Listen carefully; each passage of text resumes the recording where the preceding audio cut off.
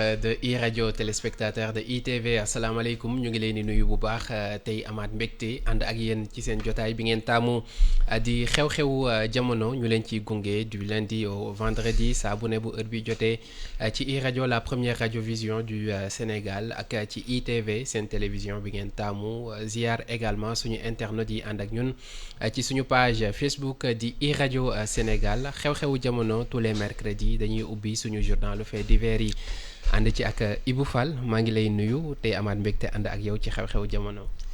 Mohamed maa ngi lay nuyu di nuyu say kilifa ndax nga may bañ a tënc ak di ma coupé di nuyu say auditeurs internautes yeeg téléspectateurs yi. waa yow. waaw. Gabonais bi fu mu dugg. xam nga moom bi yoon dafa tombé ak ñaari. 24 décembre waaw day fin d'année bi ak fin du mois bi. xam nga ñooñu di baal poussière. danser jusqu'à l'aube xam naa ci yooyu la ne. mais liiroon naa sa benn texte bu ma neex mon inoubliable 31 décembre. ah oui suñu premier baal yi. waaw ah boo yooyu moom vraiment rus naa sax di ko nett.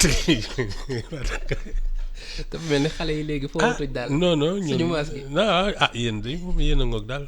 alors xew-xew jamono ñu tàmbali d'abord ak c'est vrai que ni dañu koy génne ñëw ci tuuti laataa ñuy ñëw ci yeneen faits divers yi muy xam nga conseil constitutionnel démb moo nekkoon délai bi mujj à minuit. ngir ñi bëgg a bokk ci présidentielle bu 2024 ñu mën a déposer seen dossier candidature alors bu ñu sukkandikoo ci xibaar yi nga xamante ni.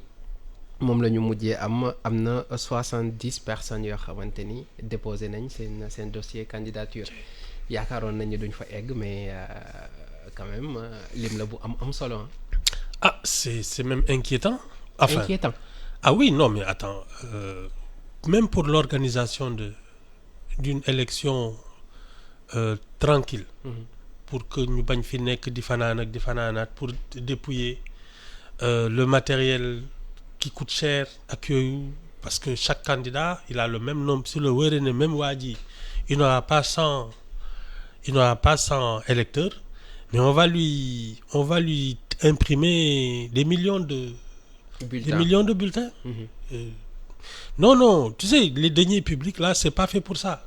Man je suis convaincu que ce sont les candidats qui doivent supporter les charges gis nga suñ fi xëyoon bés ne pour aller à la présidentielle tu déposes une caution qui va te servir aussi de budget 1 milliard rek nga xam ne tout est dedans et puis tout le monde est sur un même pied. Oui.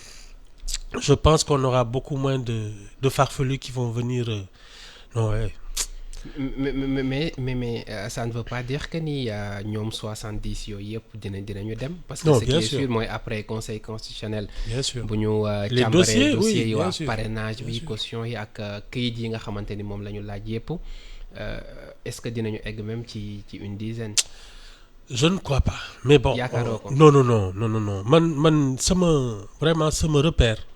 mooy les dernières législatives la configuration de l'Assemblée nationale à mon sens préfigure un peu du nombre de candidatures à la présidentielle parce que bon l'affaire de la caution et des parrainages surtout bon maintenant les dossiers plus ou moins ñi seen ay casier judiciaire ak ñi seen dara matul ay quitus fiscal ak yooyu yëpp je suis convaincu qu'il va y avoir un filtre mais au moins fi mu nekk nii oui.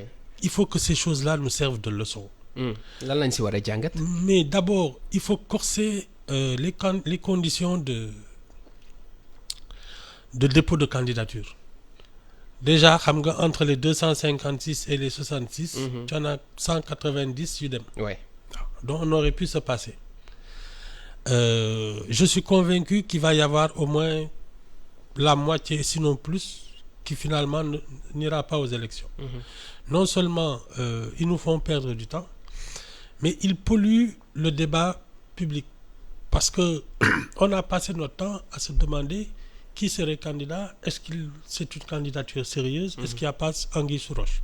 Te ñun je vais me répéter vraiment il faut qu'on s'interroge sur l'avenir de notre pays, qu'on fasse l'état des lieux et ça ce sont des gens comme je dis c'est l'élite qui est en mesure de poser ce genre de discussion, de débat. Mais tant que ce sont des amuseurs publics qui polluent l'espace, on ne posera jamais de débat sérieux. Ça, moom, c'est malheureux. Et c'est ce qui est en train de nous arriver tout le temps. mais lan moo war a mën a tax parce que am nañu ci ñoo xamante ni dem nañu déposer ji et on s'interroge vraiment si fan la ñu teg yaakaar ni peut-être seen dossier dina jàll bu dee peut-être yi ci war a ànd yëpp àndu ci mais ñu déposer. Non, faire le show. lan moo war a mën a tax loolu. Non, faire le show. Tu fais l'intéressant parce que bon, je pense que la fonction présidentielle au Sénégal est la fonction suprême. Di ko ñeme sax. Ci man il faut ne pas être très normal pour oser penser quand tu n'as ni les compétences ni l'envergure morale que tu peux diriger un pays comme le nôtre. Ah, Ibou Fall ku taxaw ni samp naa sama ndëdd si présidentielle wut ay parrainage am defar dossier am da ngay douter ci compétence am. Même de sa santé mentale là alors. Mais bien sûr. Non mais attends, tu sais, c'est tellement sérieux de diriger un pays. Waxuma la un pays mais une commune. Mairie bu ndaw bii nii rek, c'est très sérieux. Alors, imagine des gens qui sont incapables de même tenir une maison et qui se disent qu'ils vont diriger un pays aussi complexe avec tous les problèmes qu'on a. Mais tu veux faire le show, quoi. Tu fais l'intéressant, oui, je suis candidat. Mais ça veut dire que tu as un problème de santé mentale. Ah oui. Enfin. Alors ñu gis présidentielle bi ñu mujjee génn muy bu 2019 bi 5 candidats la ñu demoon. On a vu l'organisation ni mu demee woon tey bu ñu yegsee ba fii nii peut-être même une dizaine bu jàllee ak fu réew mi toll ak contexte bi ñu nekk situation yi ñuy dund également est-ce que organisation élection bi même du nekk enjeu boo xamante ni de taille lay doon. C'est ça, c'est pour cela que je dis que les cautions là pour man c'est ridicule. 30 millions yi. Ah oui, c'est ridicule. Yaa ngi koy kaas dafa non mais non, ça ne couvre même pas disons la logistique d'un candidat. Je te parle même pas de tous les frais d'organisation. Tu vas avoir des observateurs qui vont sillonner le pays. Ouais. Tu vas avoir des gens qui vont passer la journée dans des bureaux de vote accueil, des centres de vote. Tu vois la sécurité qu'on est obligé de mettre en place. Parce que tu as décidé comme ça d'être président de la République. Alors que tu sais très bien que même ministère mënoo ko yor. C'est ce gaspillage-là qui est inadmissible. Nous ne sommes pas un pays qui peut jeter de l'argent par les fenêtres. Ñi bëgg nekk président de la République nañ ko fay ak seen poche. C'est une initiative personnelle. Nañ ko fay ak seen poche. Il n'y a aucune raison que les amuseurs publics là nous coûtent cher. Là li ngay wax mooy organisation bi. muy bulletin yi muy lépp. ñoom ñu fayal ga seen bopp. Mais bien sûr, on fait un budget, on dit ceux qui voudront désormais aller à la présidentielle, voilà ce qu'ils déposent au trésor public. Ce sont les frais d'organisation. Mais pourquoi nous, on organise, on devrait, parce qu'il y a des candidatures, mais c'est trop facile. Yo, da ngay nelaw 4 ans et demi, tu te réveilles au bout de 6 mois, tu sens que ça va faire le buzz et tu te mets dedans. Non, mais tu n'as même pas réfléchi à l'avenir de ce pays. Et tu veux nous diriger. Et c'est ça, et c'est nous, l'argent public, qui te finançons. Des lubies. Non, moi je trouve que c'est intolérable. Non. Bon, en plus, à mon avis, la manière dont on vote aussi, étant donné qu'aujourd'hui, l'électeur peut vérifier s'il est inscrit à partir d'un site. Moi, je pense qu'en réfléchissant un peu, le vote électronique là, on peut y aller. Économiser du papier. Ah oui. Ouvrir les votes à partir d'un truc, que ce soit dans ton téléphone, nga voter ça, voter, chaque année, on peut créer des sites où les gens ne se déplacent pas. Ça va nous faire économiser du temps. Et puis même pour des questions de sécurité, la mobilité, Non, il reste beaucoup de choses à faire par rapport. Nous avons une longue tradition d'élection, mais je pense qu'il faut moderniser davantage ces choses-là et réglementer de manière plus sévère l'accès à la scène publique. Alors tirage bi jeudi la pour xool L'ordre kan la ñuy des- gën a voilà kan mooy njëkk a jàll kan la ñuy njëkk a càmbar ak yi ni mel foofu nag li fay jouer enjeu bi mooy parrainage yi ak doublon yi. Ah, waaw, c'est loolu moo ñu nar a àtte et je suis d'avis que on n'a pas été assez rigoureux dans le choix. dañu manqué rigueur. Waaw, waaw, waaw. Bon, ça c'est très sénégalais aussi de manquer de rigueur. Hein. Ah oui. Ah ouais. Non, désordre bi ci société bi moom moo nekk ci fépp. On ne donne pas aux choses leur vraie valeur, ni à la vie ni aux événements, parce que choisir un président de la République quand même, c'est un acte grave. Non, des na de. Et tu sais, les pays modernes là, c'est parce qu'ils sont plus rigoureux rek, c'est tout. Soo bëggee faju soo bëggee jàng soo naree liggéey di nga liggéey parce que ils sont bien organisés, ils savent comment former les gens, comment la société est structurée. Mais nous, c'est notre désordre qui est un vrai problème. booba léegi yaa ngi wax naan dañu war a sonner li ñuy tuddee l'heure de la des réformes Ah oui, ci suñu institution yi. bien sûr. Mais également réforme également boo xamante ni si ñun lay commencer Ah d'abord. oui. C'est pour ça que je dis tout le temps, il faut militariser davantage cette société. D'abord pour le principe républicain.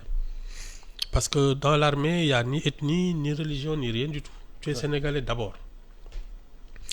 C'est ce qui commence à nous manquer. Waaw, jiital la République.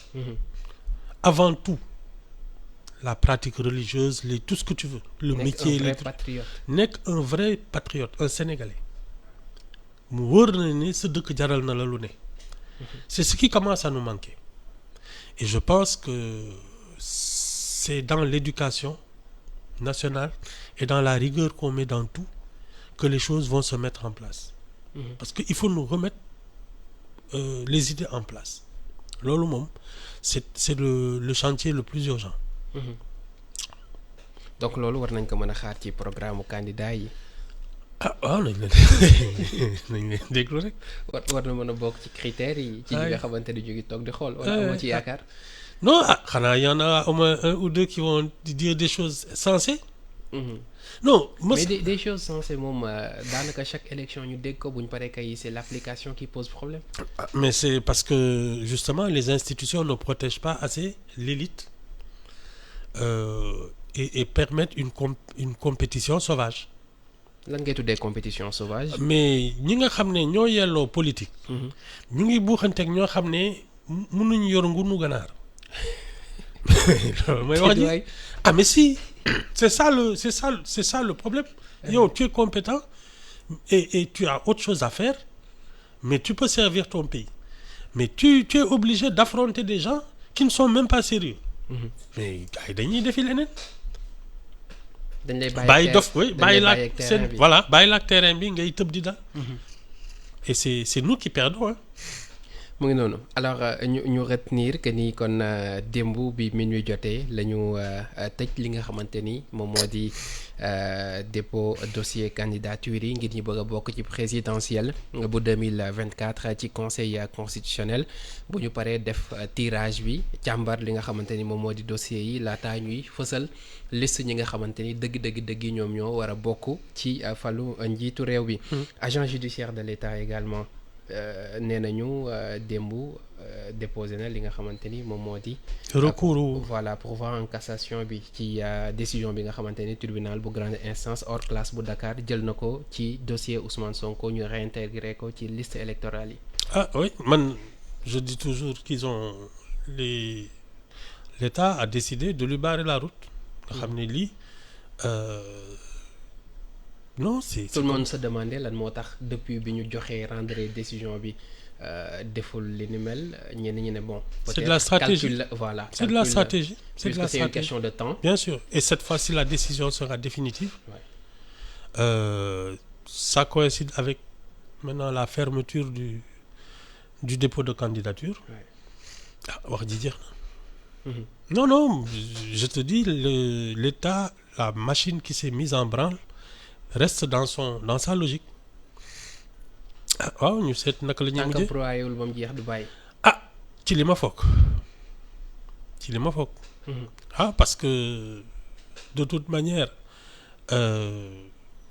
l'avenir nous dira, parce que d'autres affaires vont venir, surtout les 8 chefs d'inculpation qui l'attendent ak yooyu. Non man c'est de ça qu'il s'agit plus que d'autres choses. yow loolu nga jàpp toujours que ni mooy priorité li ci des c'est secondaire. parce que accusation yi dafa grave. Ouais. Vraiment et c'est pour cela que man su ma déggee tout le monde s'arc-boute sur une candidature ak yooyu. Alors qu'il y a un parti qui est dissous et son leader qui fait l'objet d'accusations extrêmement graves. ah ñu naan ma on est encore qui dans la candidature d'un peu de kii yooyu ma ne ah su leen neexee. yow gëmoo ko. ah man daal li ma gëm. mooy wax ji tant que leerul.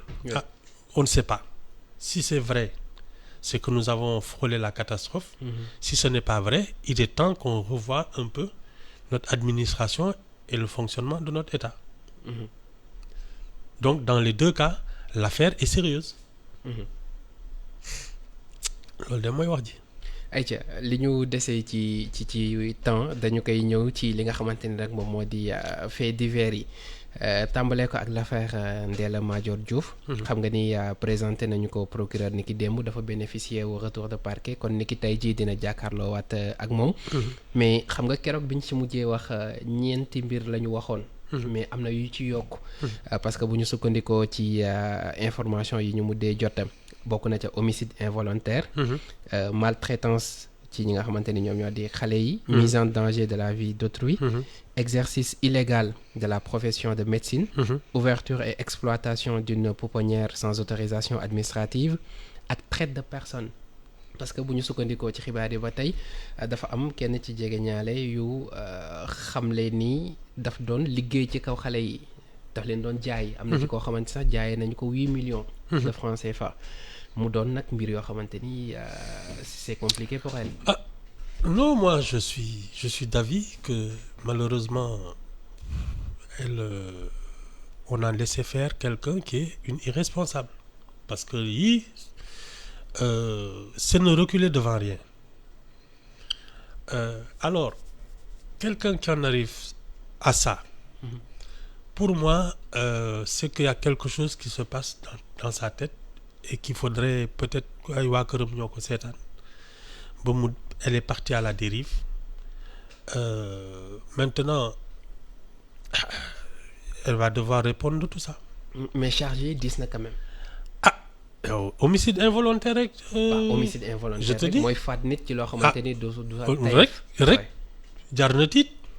waxuma la nag ay traite trafic d'êtres humains loolu. Non, moi je suis convaincu que c'est un problème de santé mentale. Ah oui.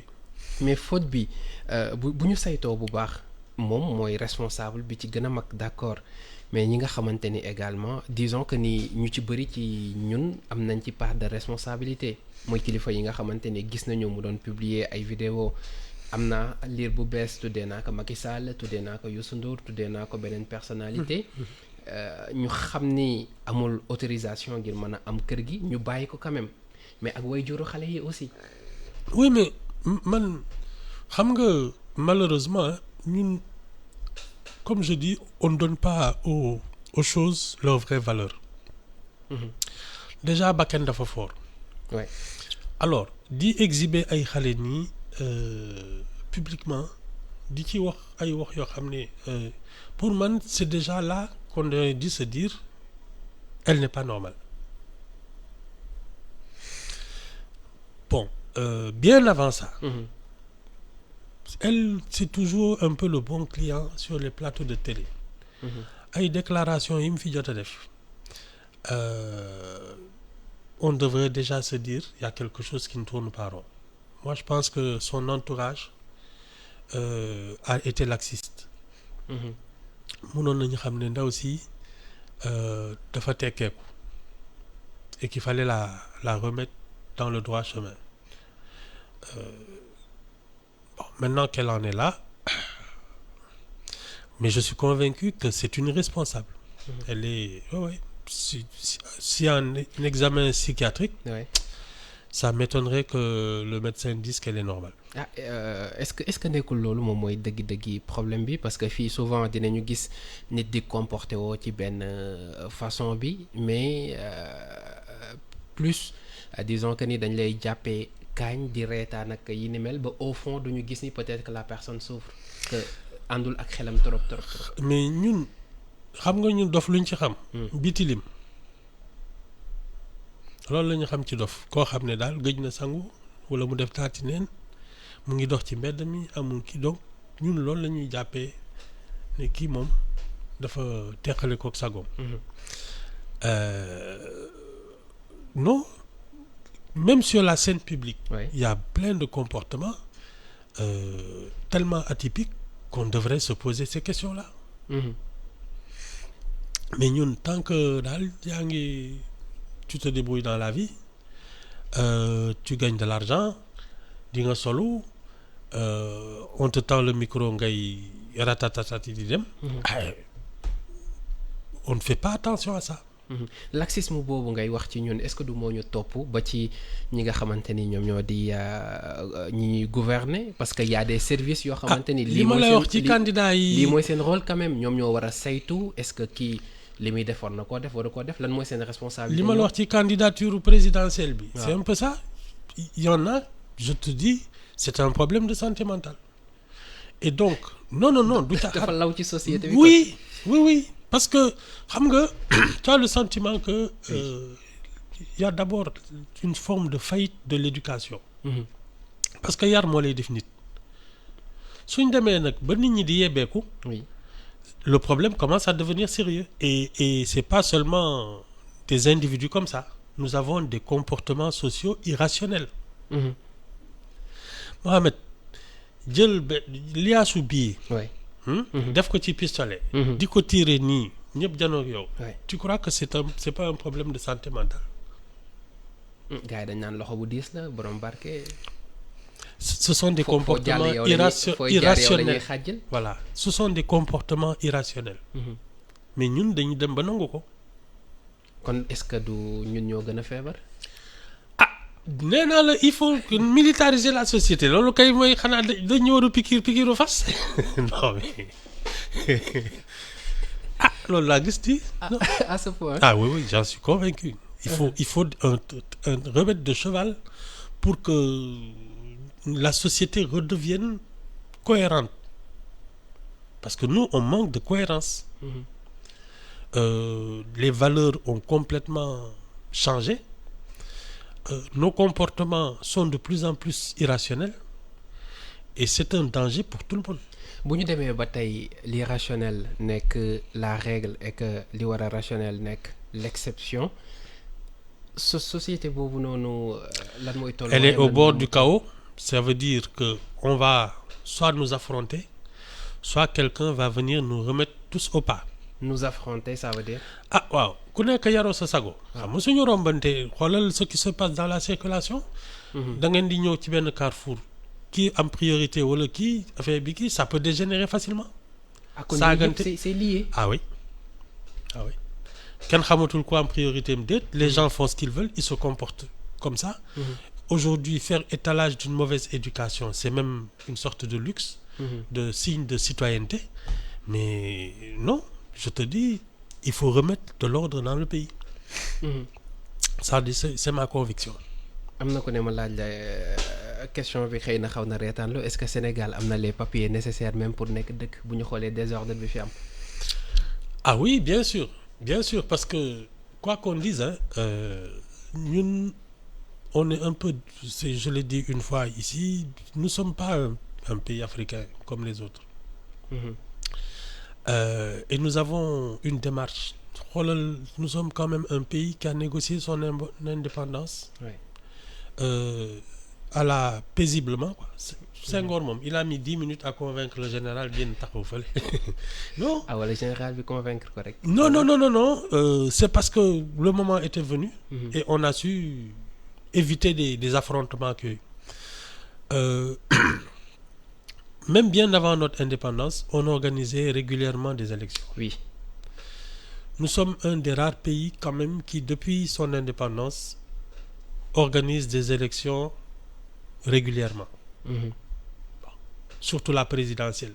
Moom duñ ko tëb. Mhm. Nous avons quand même les piliers de notre administration. C'est-à-dire que tout ce qui concerne le fonctionnement d'un État, Mhm. même si c'est pas le top, am nañ ko. Ouais. Je pense que nous avons aussi des cadres, surtout des forces de défense, de sécurité, Mhm. la magistrature ak yooyu, des gens bien formés, qu'on nous réclame dans le monde entier. Mhm. mais kon lan mooy suñu problème pourquoi ñuy buter ci. La volonté politique. On manque de vrais managers. Tu sais, et c'est dommage parce que la manière dont on autorise les gens à faire de la politique, Mhm. ça relève plus du spectacle, du show, que d'une construction rationnelle avec un souci, c'est de construire un pays pour que nous fassions partie, parce que nous sommes une grande nation. Il faut que nous soyons aussi un grand pays. Mhm. C'est ça le décalage. Et je pense que c'est en faisant accéder l'élite au poste de décision qu'on réglera la question. Parce que nous en avons les ressources humaines.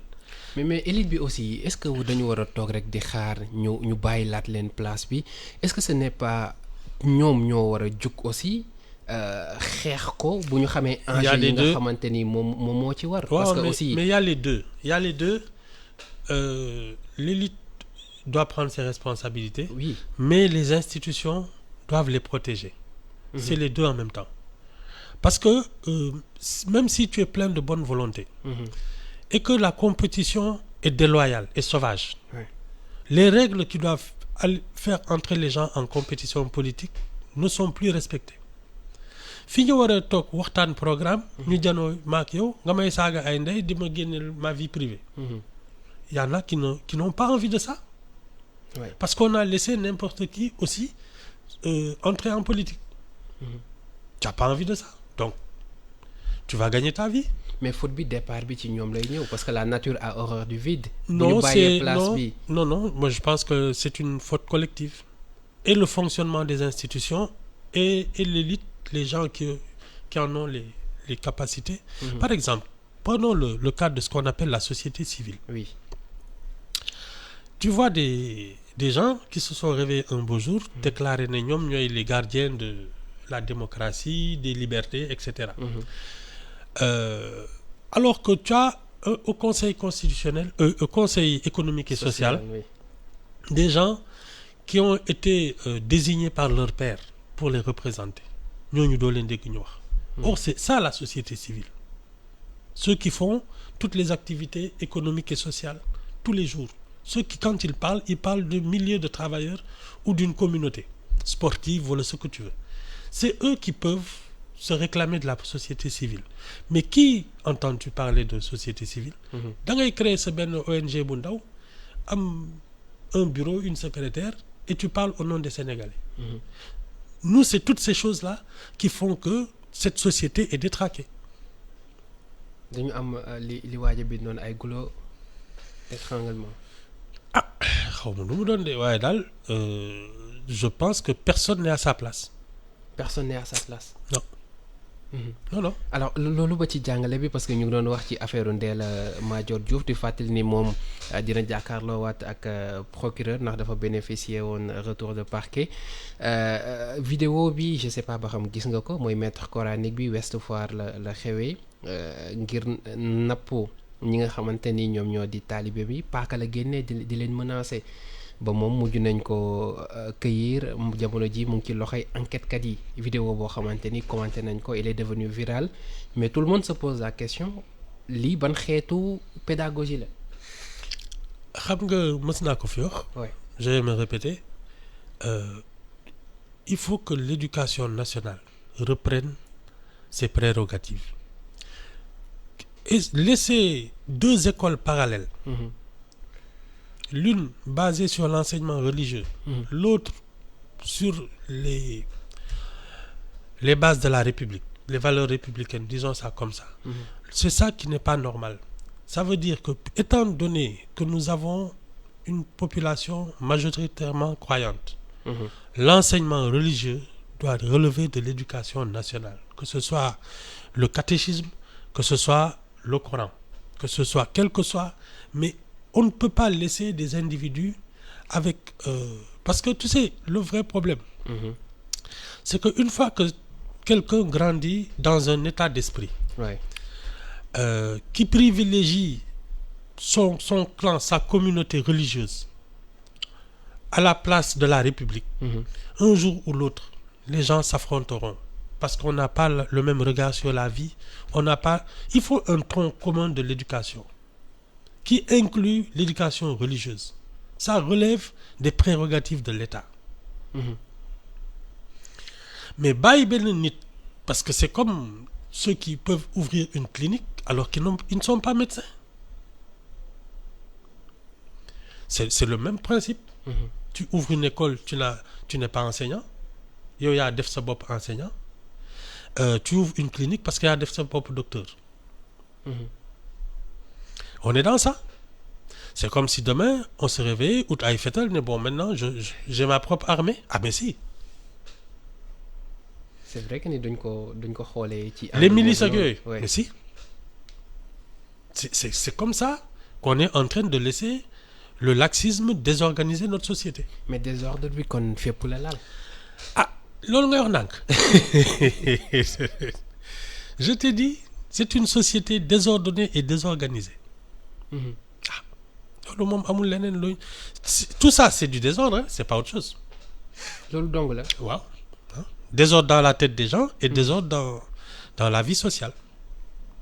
bu ñu ko jubbantiwul wala egguñ ci état boo xamante ni li ñuy wax dafa chronique foofu lañ toll. Ah, on a frôlé le chaos entre 2021 et 2023. Quand tu découvres que parmi les Sénégalais là, il y en a qui se réveillent, mën a dugg toj fenn sàcc ak yooyu.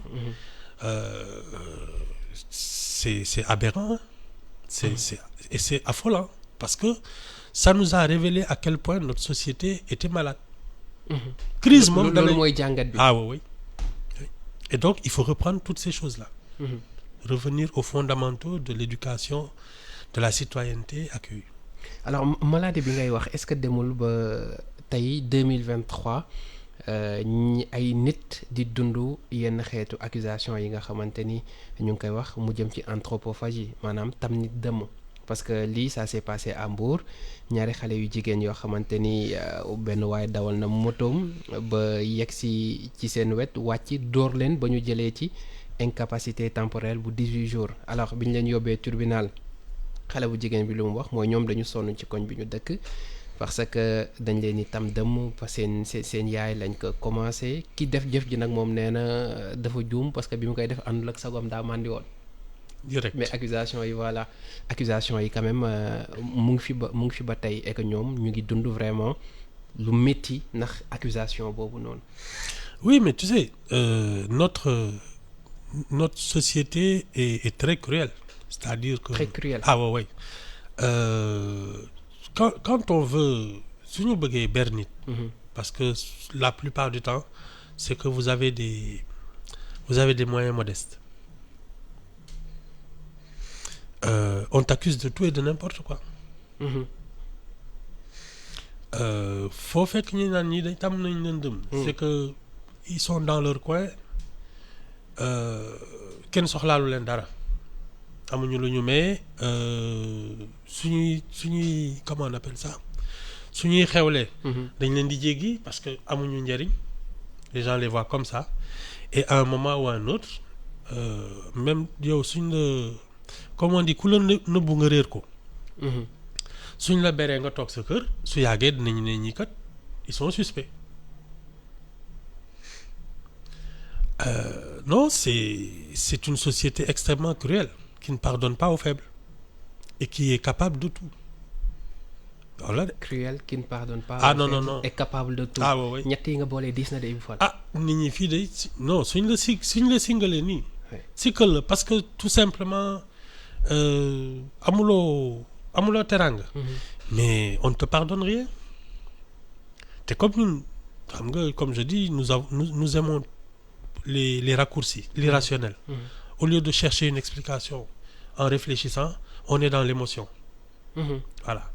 Et c'est ça qui fait que au lieu de te dire bon, ces gens-là, la société les a marginalisés, comment faire pour les réintégrer dans la société, jàppale leen ak yooyu. On cherche l'explication la plus facile. ñi dem lañu. Ouais. Et dafa am même ay conséquences disons psychologiques ci ñoom. Parce que à force ñu leen di ber. À force ñu leen di accuser même ñoom ci seen bopp dañuy dem ba yenn saa yi ñu dugg ci yoo xamante ni kenn du comprendre. Ah dañuy paranoïaque ba pare xam nga on est tous superstitieux. Donc fii à force de croire à ces choses-là ku ci nekk tam tu verses dans l'animisme. Non, c'est aussi toujours cette manière de prendre des raccourcis pour régler ses problèmes. Tu crois au miracle, tu crois voilà, à l'irrationnel, au fantastique. Parce que c'est toujours justement l'émotion qui vient à la place de la réflexion. Loolu est-ce que c'est culturel? Ah, c'est humain sax. C'est humain. Ah waaw fii mu toll nii ah yéen sama saaga club bi saa yu toogee tifaare ma seen xol seen jàppaat seen ñaam.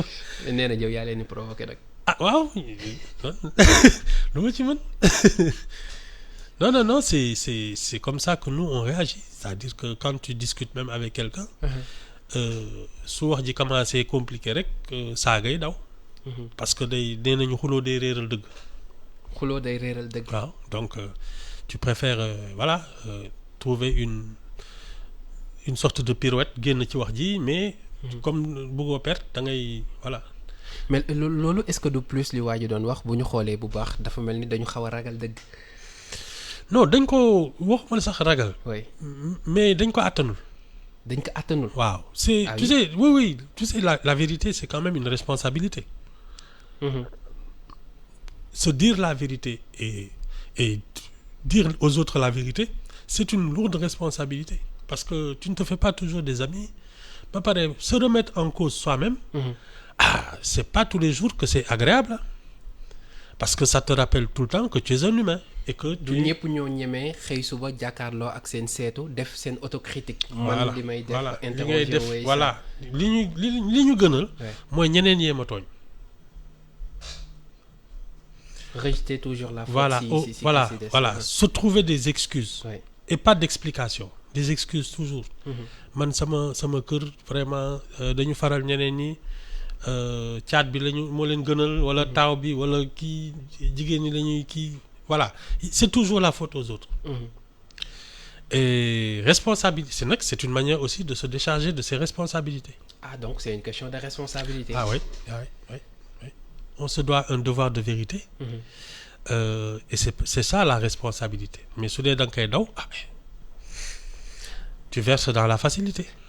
mu nga noonu Ibou Fall la ñu àndaloon ci xew-xewu jamono li ñu cëraloon ci waxtu yegg nañu ca 9h tegal na 59 minutes fii la ñuy yamandi tey ñu doon ubbi suñu journalu faits divers yi sant la bu baax a baax gërëm la jox la rendez-vous ëllëg incha allah. Voilà et puis su dee mën nañu lancer un avis de recherche.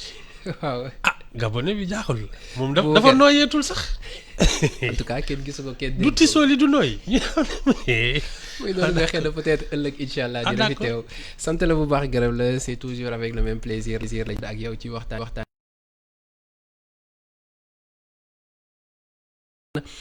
xew-xewu jamono fii la ñuy yamandi léegi ci iRadio di ngeen am jukki xibaar yi ak Aminata Ndonka buñ ca noppee xorom ci ndak Cheikh Sarr xibaar yi wéyandi si 3w point